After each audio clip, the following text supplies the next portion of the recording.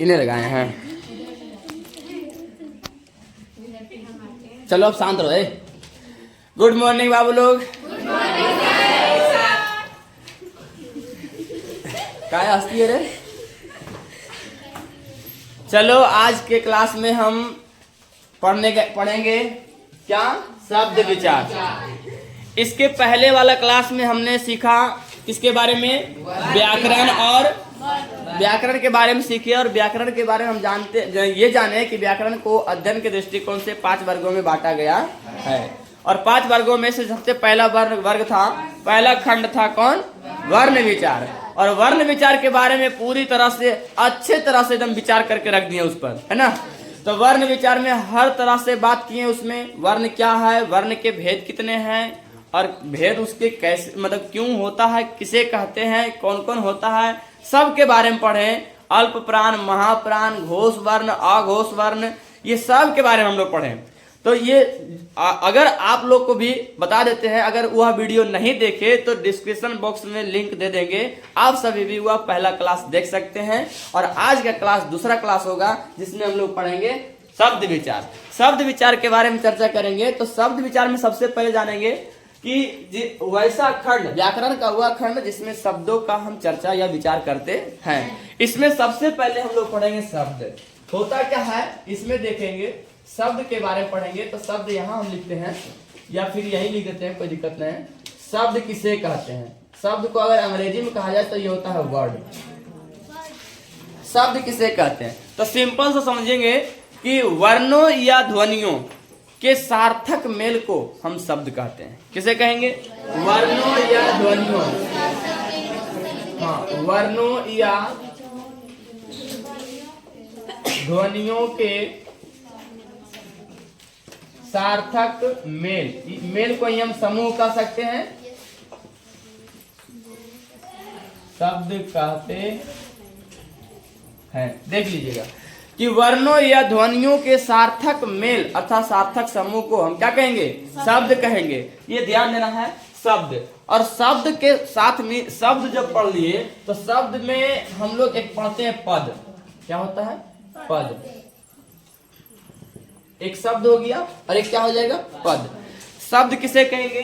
वर्णों या ध्वनियों के सार्थक मेल को क्या कहेंगे? शब्द कहेंगे। अब पद क्या होता है कि जब कोई शब्द किसी वाक्य में प्रयुक्त होता है, क्या कि जब कोई शब्द किसी वाक्य में प्रयुक्त होते हैं तो वह क्या कहलाता है? पद कहलाता है। अरे जब कोई शब्द किसी वाक्य में प्रयुक्त होते हैं तो वह पद कहलाता है। तो वह पद कहलाते हैं, है ना। ये ध्यान दीजिएगा। शब्द किसे कहेंगे? तो वर्णों या ध्वनियों के सार्थक मेल को शब्द कहते हैं। और पद किसे कहेंगे? तो जब कोई शब्द किसी वाक्य में प्रयुक्त होते हैं तो वह क्या कहलाते हैं? पद कहलाते हैं। अब देखेंगे जैसे शब्द में देखा जाए तो शब्द में अगर कहा जाए तो क और ये म, ये क्या हो गया? इसमें 2 वर्ण है। पहला क्या है? का, और दूसरा क्या है? मा। दोनों को एक साथ जोड़ दिए हम, तो इससे हो गया क और म कम। और कम का अर्थ हम जानते हैं, जैसे कोई वस्तु में कम होना, ज्यादा होना, तो कम का अर्थ होता है कुछ कमी, है ना। तो कम, तो ये एक क्या कहलाएगा? शब्द। इसी में एक वर्ण अगर और जोड़ दे साथ में ला तो हो गया क्या? ये कमल। तो ये सब क्या कहलाएगा? शब्द कहलाएगा। अच्छा एक बात बताइए, ये शब्द कहलाएगा कि या वर्ण कहलाएगा? बोलो, शब्द कहलाएगा या वर्ण कहलाएगा? वर्ण कहलाएगा। सब लोग का कहना है वर्ण कहलाएगा, लेकिन नहीं, ये शब्द है। शब्द इसलिए है क्योंकि इसका एक अर्थ है। अर्थ क्या है? जैसे कहते हैं हम राम की, तो राम की अगर हम राम के जगह पर से लगा देंगे तो दोनों में अंतर होगा कि नहीं होगा? और ये की जगह पर क्या लगा दिए? से। यहाँ राम की, यहाँ राम से, दोनों में अंतर आ रहा है। जैसे की का कहना मतलब इसका कोई संबंध बता रहा है किसी दूसरे वस्तु से, कि राम की है और ये राम से है, तो दोनों की और से में बहुत अंतर है। अर्थात यहाँ एक अर्थ दे रहा है ये अलग और ये अर्थ दे रहा है ये अलग, अर्थात ये कह सकते ये भी एक क्या है, शब्द है। क्या है ये? शब्द है। यानी जब वाक्य में कोई प्रयोग में लाया जाए और उससे कुछ ना कुछ अर्थ निकले तो वह क्या कहलाएगा? शब्द कहलाएगा। जैसे ना तो श्याम और ना ही राम। जैसे अब यहां देखेंगे इसमें क्या है, ना तो श्याम और ना ही राम। अगर इसको हम अलग से लिखते हैं ना, तब अगर इससे हम पूछेंगे बताइए शब्द है या वर्ण है, तो आप लोग क्या जवाब दीजिएगा? वर्ण है। क्या है ये?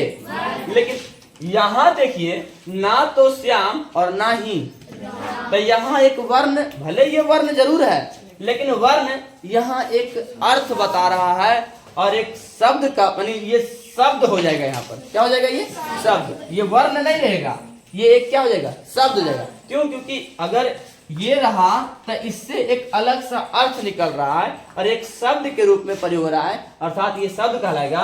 और शब्द जब कोई वाक्य में प्रयोग होता है तो शब्द के शब्द क्या कहलाएगा? पद कहलाएगा। इसमें कितने पद हैं? 1 2 3 4 5 6 7। कितने पद है इसमें?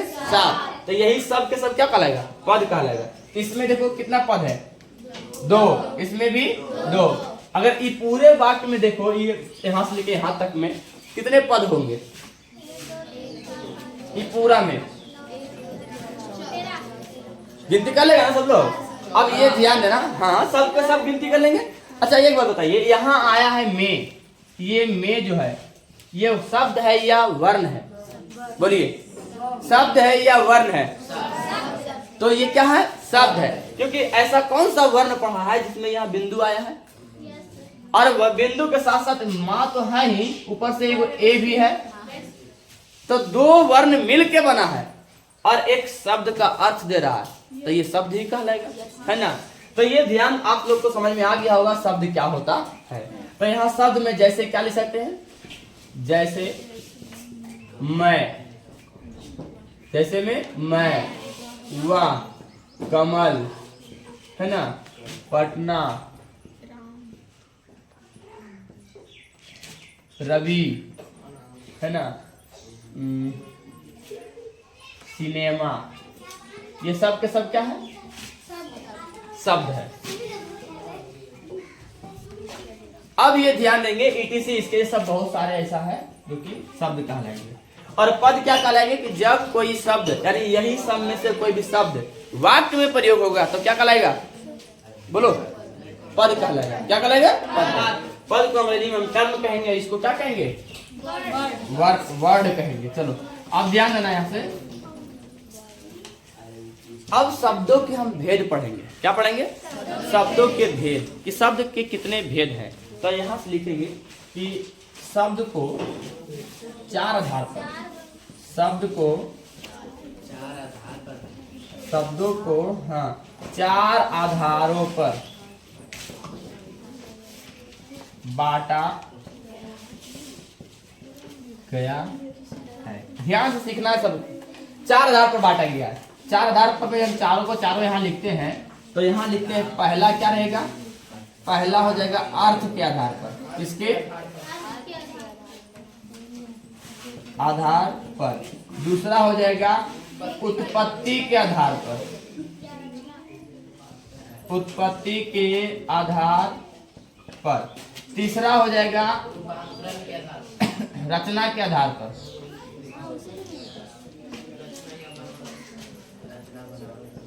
और चौथा हो जाएगा रूपांतरण के आधार पर।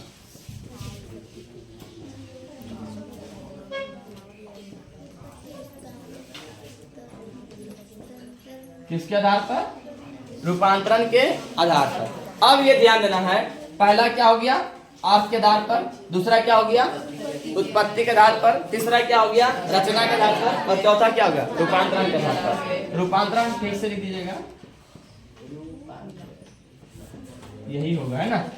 अब ये ध्यान देना है कि अर्थ क्या है, उत्पत्ति क्या है, रचना क्या है और रूपांतरण क्या है। अब ध्यान देंगे कि अर्थ मतलब कोई शब्द का, देखो कोई भी अगर शब्द लिखा हो तो उसका कोई एक अर्थ होगा या तो अर्थ नहीं भी हो सकता है ना। तो उसके लिए अर्थ है या नहीं उस आधार पर शब्द को बांटा गया है। उत्पत्ति अर्थात शब्द जो हिंदी में आया है ये कहां से आया है, इसका उत्पत्ति कहां से हुआ है, उत्पन्न कहां से हुआ है, उस आधार पर भी शब्दों को बांटा गया है। तीसरा है रचना, कि इसका रचना कैसा है, इसका बनावट कैसा है, तो बनावट के आधार पर भी शब्द को बांटा गया है। और एक रूपांतरण अर्थात शब्द के रूप का अंतरण है ना, रूप के अंतर के आधार पर शब्द को भी बांटा गया है। तो अब सबके बारे में देखेंगे तो ये पहला है अर्थ के आधार पर, दूसरा है उत्पत्ति के आधार पर, तीसरा है रचना के, इसी को हम बनावट कहेंगे, और चौथा है रूपांतरण के आधार पर। अब ये ध्यान देंगे तो अर्थ के आधार पर शब्द के दो भेद है। कितने भेद है? दो भेद है। अर्थ के आधार पर शब्द के दो भेद है, जिसमें से अगर पहला कहा जाए तो सार्थक शब्द और दूसरा कहेंगे निरर्थक शब्द। पहला क्या पढ़ेंगे? सार्थक शब्द और दूसरा निरर्थक शब्द। लेकिन उत्पत्ति के आधार पर देखा जाए तो ये चार भेद हैं। इनके चार भेद में पहला क्या है? तत्सम शब्द, तत्सम यहाँ से ये रहा,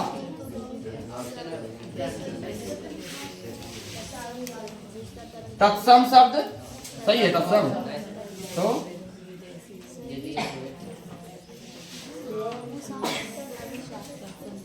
तत्सम शब्द। दूसरा हो जाएगा तद्भव, तद्भव शब्द, और तीसरा है देशज, और चौथा हो जाएगा विदेशज। देशज शब्द और चौथा क्या होगा? विदेशज शब्द होता है। इसी में एक और भी होता है अन्य में, जिसको हम कहते हैं संकर। क्या कहते हैं? संकर। तो इसी में एक अन्य होता है संकर शब्द।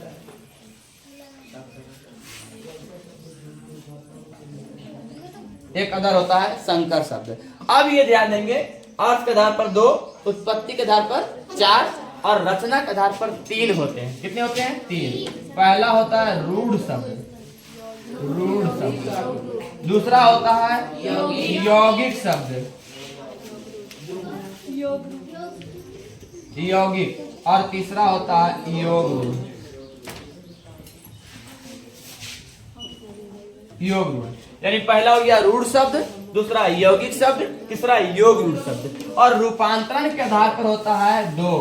पहला होता है विकारी शब्द और दूसरा होता है अविकारी शब्द। चलिए यहाँ तक हम देखेंगे। सबसे पहले क्या पढ़े? शब्द किसे कहते हैं? तो सब लोग जवाब दीजिए, किसे कहते हैं? वर्णों या हाँ ठीक है, वर्णों या ध्वनियों के सार्थक मेल, सार्थक समूह को हम क्या कहेंगे? शब्द। सार्थक मतलब जिसका सही सही अर्थ हो सके उसे क्या कहेंगे? सार्थक।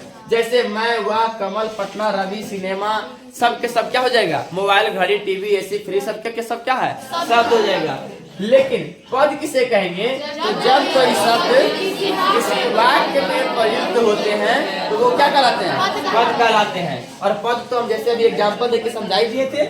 और शब्दों के, अगर शब्दों को देखा जाए तो शब्दों को कितने आधार पर बांटा गया है? चार आधार पर। चार आधार में सबसे पहला आधार क्या है? अर्थ के आधार पर। दूसरा क्या है? तीसरा क्या है? रचना, और चौथा क्या है?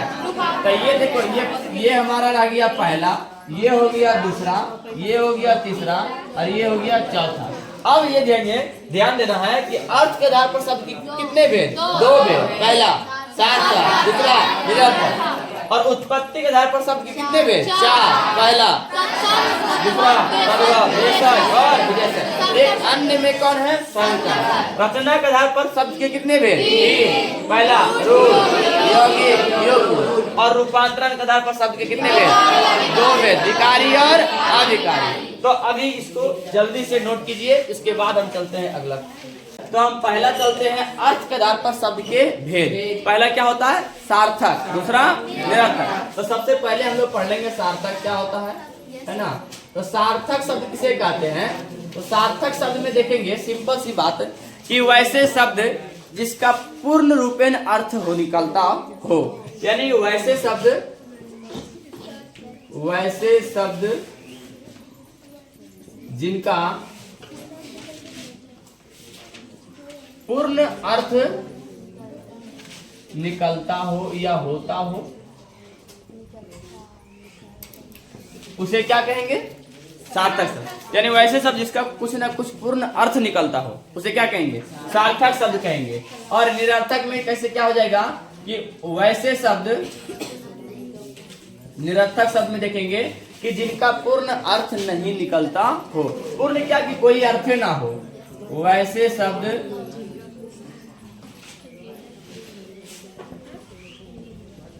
जिनका कोई अर्थ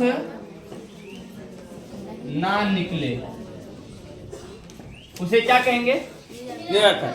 यानी वैसे शब्द जिसका अर्थात जिनका कोई अर्थ नहीं निकले उसे क्या कहेंगे? निरर्थक शब्द कहेंगे। और जिनका पूर्ण कुछ ना कुछ कोई अर्थ निकले उसे क्या कहेंगे? सार्थक। जैसे अगर हम बात किया जाए कोई शब्द का एग्जाम्पल लेकर के, जैसे में एग्जाम्पल हम देते हैं, अभी दिए क्या थी? कमल। तो कमल हम जानते हैं कि कमल होता क्या है? कमल एक फूल का नाम है जो कि हम अगर जैसे ही कोई बोलता है कमल तो तुरंत माइंड में समझ में आता है कि कमल किसके बारे में बोल रहा है। तो यह एक क्या हो जाएगा? सार्थक। जैसे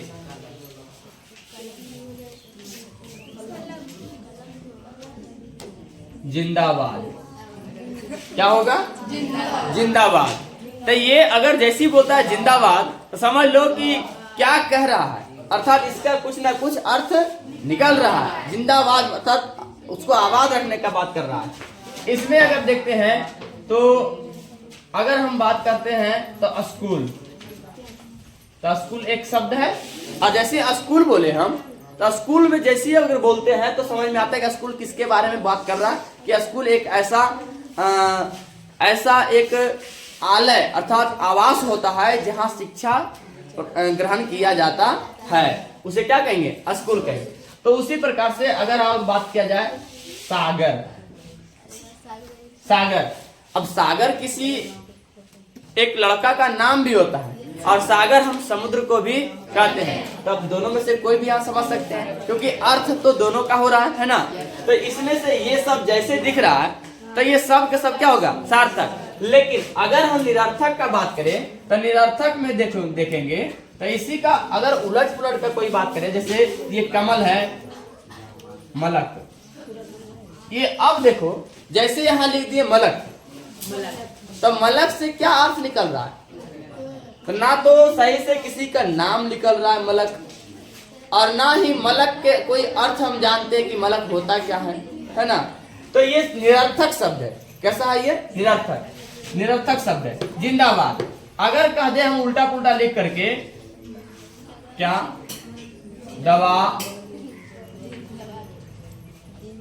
लो, पढ़ो। अब ये ऐसा हो गया कि इसका कोई अर्थ ही ना निकल पा रहा है। निकल पा रहा है? दवानदाजी, तिरंगदाजी होता तो अर्थ निकल जाता। ये दवानदाजी क्या होता है ये? तो इसका कोई अर्थ नहीं। अब जैसे स्कूल है तो अगर हम ये कह सकते हैं, इसको ऐसे उल्टा लिख दें, लस्कू। ये भी तो कुछ नहीं अर्थ होता है इसका, पूर्ण कोई अर्थ निकलता है? इसके बारे में कुछ जानते हैं हम? नहीं। सागर है, अगर उल्टा लिख दे, लो गसार।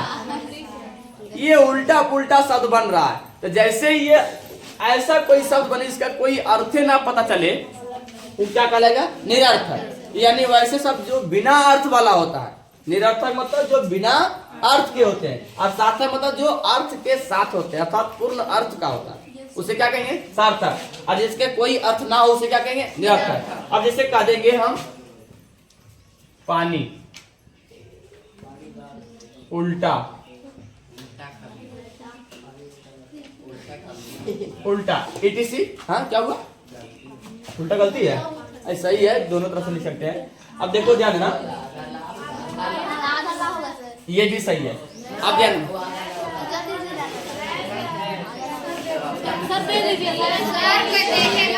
किताब में तुम देखो, यही ना है, यही है। चलो ध्यान देना इधर, ये उल्टा सही है। आधा वाला उल्टा कहाँ लिखा वो दिखा हमको।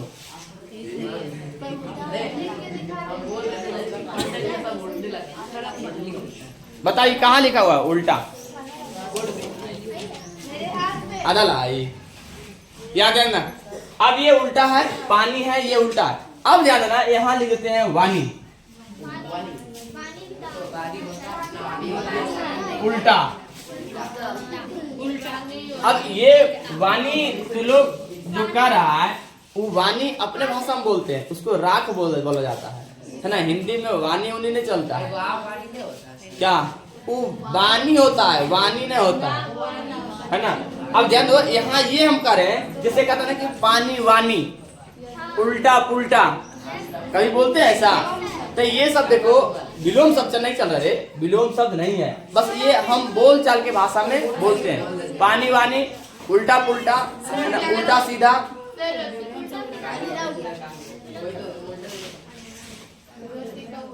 अरे वीडियो बन ही रहा है।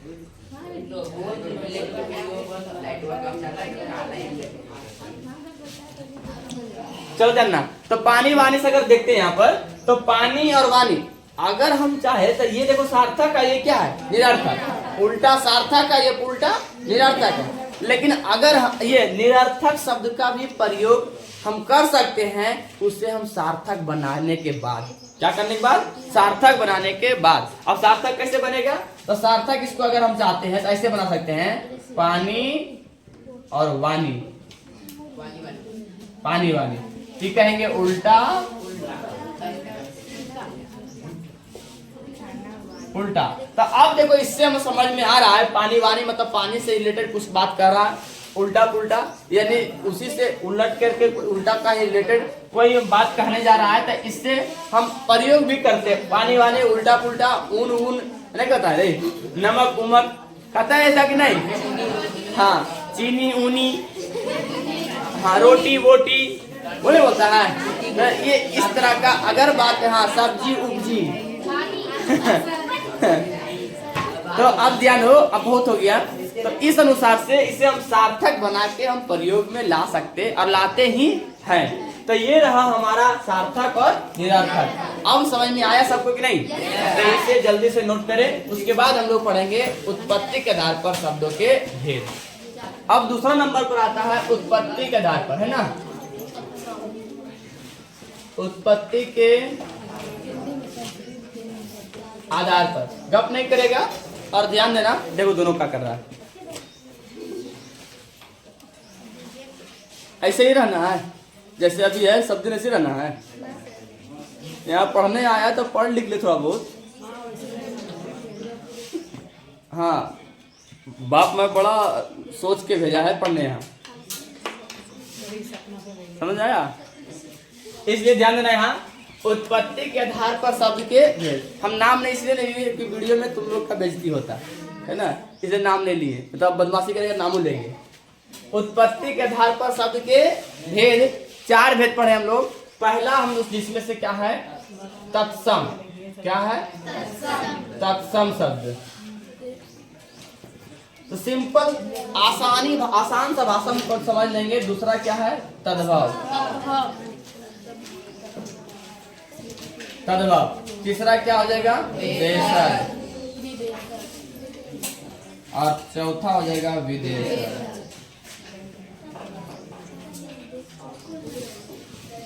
ये सबको एक साथ देख लेंगे एक नजर में सबका। देखो तत्सम शब्द क्या होता है, यानी संस्कृत के वे मूल शब्द जो डायरेक्ट हिंदी में प्रयुक्त होता है, यानी जिसको कहते हैं ज्यों का त्यों। कैसे, ज्यों का त्यों। आसानी से भाषा समझेंगे, एकदम सिंपल सी। क्या है कि संस्कृत के वे मूल शब्द जो ज्यों का त्यों हिंदी में प्रयुक्त होते हैं, हिंदी में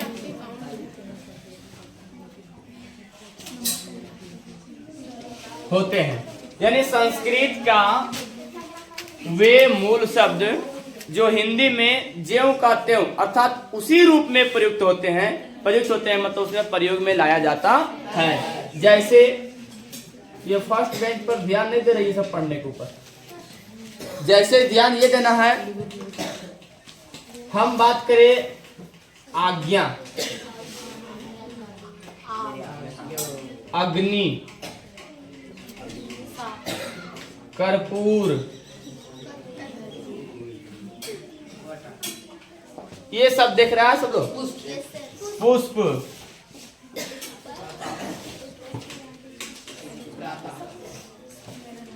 हाँ, ये सब का सब क्या हो जाएगा, प्रातः को भी हम कह सकते हैं, प्रातः कहो, ईटीसी बहुत सारा ऐसा शब्द है जो कि संस्कृत के शब्द है और डायरेक्ट उसको कहां प्रयोग करते हैं, हिंदी में, उसे हम क्या कहेंगे, तत्सम शब्द का। लेकिन अब देखो थोड़ा सा तद्भव शब्द के पास देखते हैं, तो तद्भव क्या होता है कि संस्कृत के बिगड़े हुए रूप जिसे हिंदी में प्रयोग किया जाता उसे क्या कहेंगे, तद्भव। संस्कृत के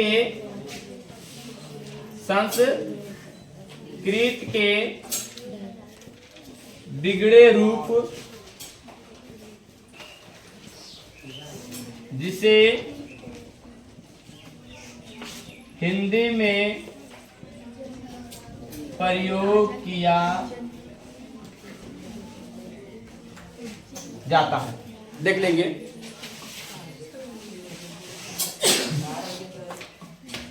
संस्कृत के बिगड़े हुए रूप जिसे हिंदी में प्रयोग किया जाता है उसे क्या कहेंगे, तद्भव शब्द कहते हैं। इसका अगर जैसे हम देखते हैं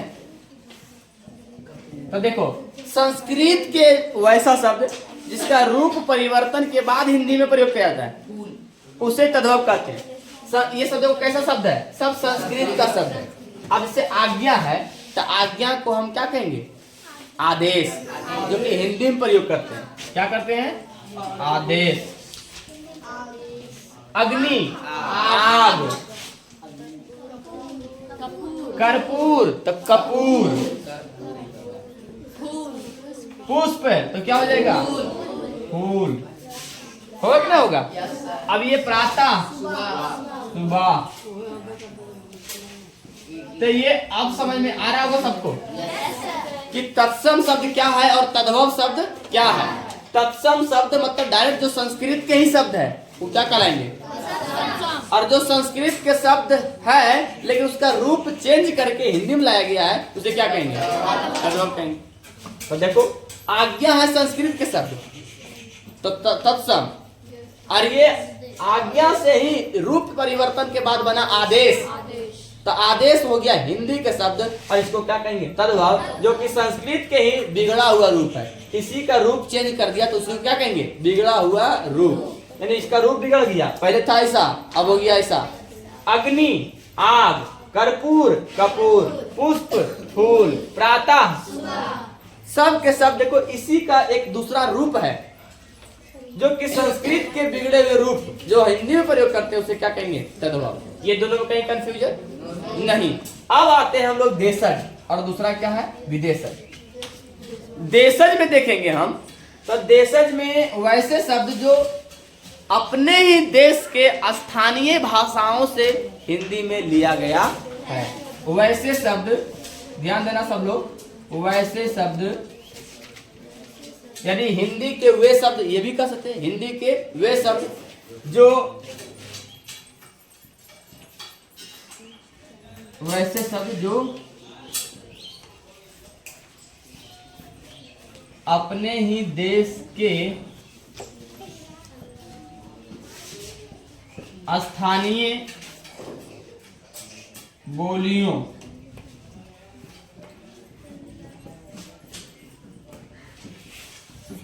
लिया गया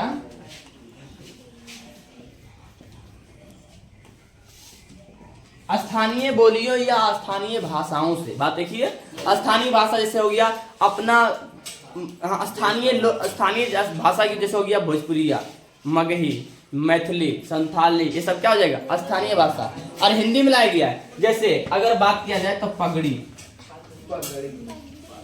क्या हो गया, लाठी, लोटा,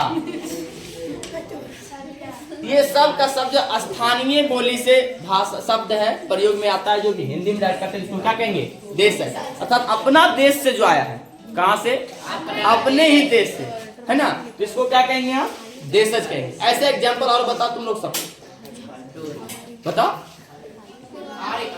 हाँ, केवाड़ी, तो देखो मतलब ये सिंपल समझो, इसी इतिशी कर देते हैं और ज्यादा उतना तो सब समझता है। अपने देश से क्या लिया गया, बहुत सारा कुछ है ना। अब हाँ, जैसे कुर्ता है ना, कमीज, ये सब के सब क्या है, अपने देश की भाषा है। गमछा, धोती, सब क्या है, अपना ही देश की भाषा है, जिसका प्रयोग हम लोग क्या करते हैं, हिंदी में करते हैं, तो वे शब्द क्या कहलाएंगे, देशज कहलाएंगे। क्या कहलाएंगे, यानी अपने ही देश के अलग अलग भाषाओं से लिया गया शब्द क्या कहलाएगा, देशज। लेकिन विदेशी भाषाओं से लिए गए शब्द को क्या कहेंगे, हाँ, जैसे बताते हैं,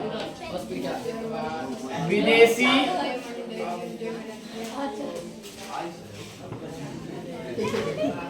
भाषाओं से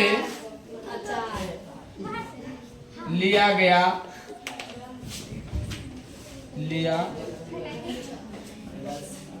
शब्द, उसे क्या कहेंगे, विदेशी भाषाओं से लिया गया शब्द को क्या कहेंगे हम, विदेशज शब्द कहते हैं। जैसे रेल, जनवरी, हाँ, जैसे रेल, रेल क्या हो गया, स्टेशन, ये सब कौन सा भाषा है, विदेशी भाषा है। स्टेशन, टेबल, हाँ, क्रिकेट, बहुत अच्छी बात है, ये सब शब्द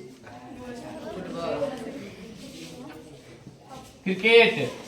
अब इस प्रकार के बहुत सारा ऐसा शब्द है ना, जैसे क्या, एतवार, एतवार भी देखो, एतवार भी विदेशी शब्द है, क्योंकि ये अरबी है और अरबी हमारे देश का शब्द नहीं है, वो अरब देश का है, अर्थात हम लोग भी पढ़ते हैं उसको, इसलिए क्या हो जाएगा ये विदेश, जिसको क्या कहेंगे, एतवार।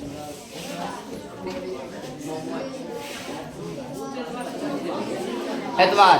अब जैसे हाँ, बहुत तरह का ऐसा शब्द और भी बहुत सारा है ना, जैसे इनकार, इंजीनियर, ये सब के क्या क्या क्या हो जाएगा, विदेशी शब्द।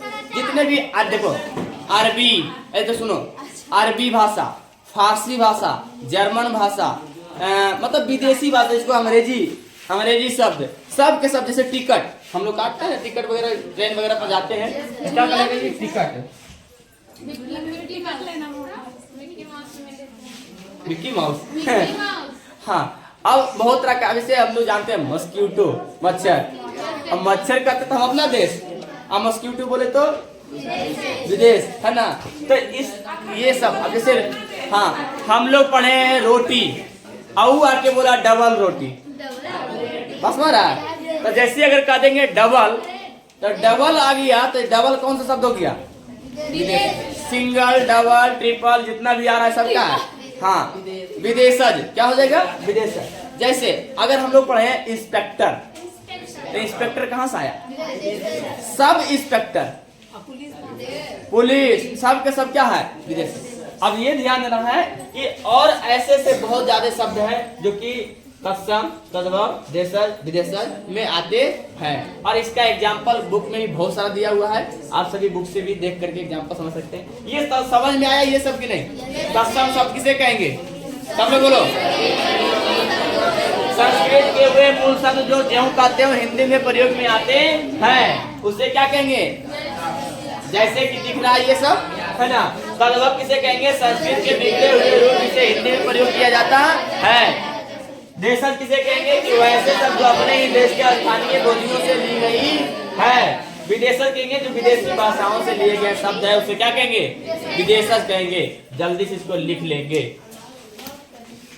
और हम आप सभी को बता दें कि आज का क्लास हम यहीं तक रखते हैं। इसके बाद का जो भी जो दो है बचा हुआ यौगिक शब्द रचना के आधार पर और रूपांतरण के आधार पर, इसे हम नेक्स्ट वीडियो में देखेंगे। तब तक के लिए आप सभी को धन्यवाद। यह वीडियो लाइक करें, शेयर करें और चैनल पर अगर नया है तो सब्सक्राइब करें और बेल आइकन को दबा दें।